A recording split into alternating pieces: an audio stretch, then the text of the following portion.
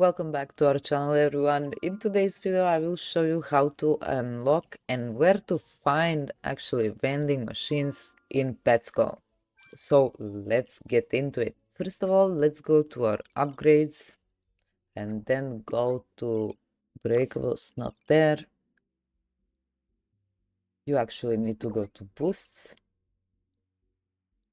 So first you need to unlock potions, and then after that you can see you can unlock potion vending machine for 4k golden coins, and that's the one that you need to unlock in order to be able to use it.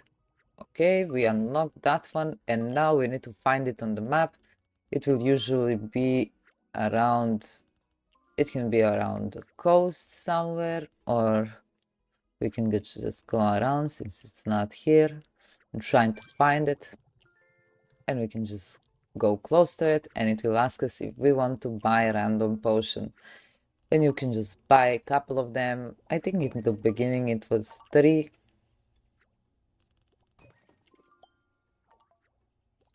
And then yeah, it's sold out. So what you can do now, I have an extra tip for you guys.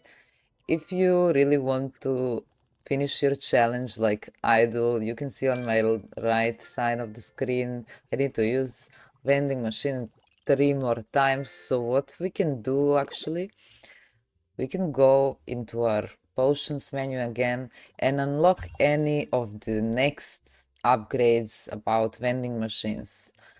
Maybe upgrade to another tier of vending machine, and that would actually reset your vending machine stock and you will be able to buy again another. This is a small hack that I figured out, so you can use it to get your challenges faster.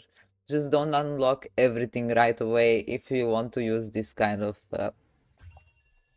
hack. It's not actually a hack, it's a small game exploit, but you get what I mean.